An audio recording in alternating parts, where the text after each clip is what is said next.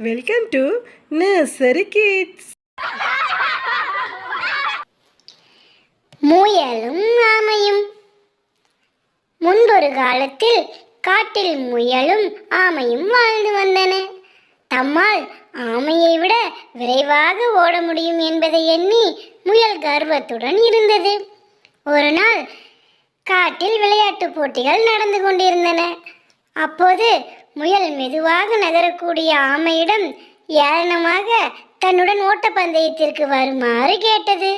முதலில் இல்லை என கூறிய ஆமை முயலின் கர்வத்தை அடக்க வேண்டும் என நினைத்து போட்டிக்கு சம்மதம் தெரிவித்தது. தூரத்தை தீர்மானித்த பின் ஓட்டப்பந்தயம் துவங்கியது.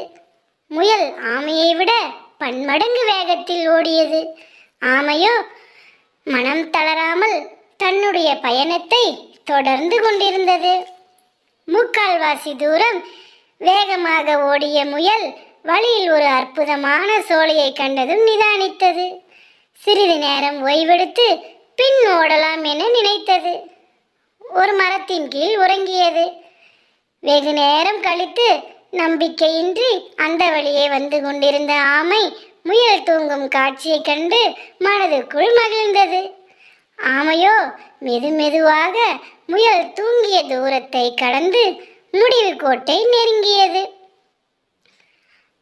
அந்த நேரம் தூக்கம் கலைந்த முயல் ஆமை எல்லையை நெருங்கியதைக் கண்டு ஓட்டம் பிடித்தது.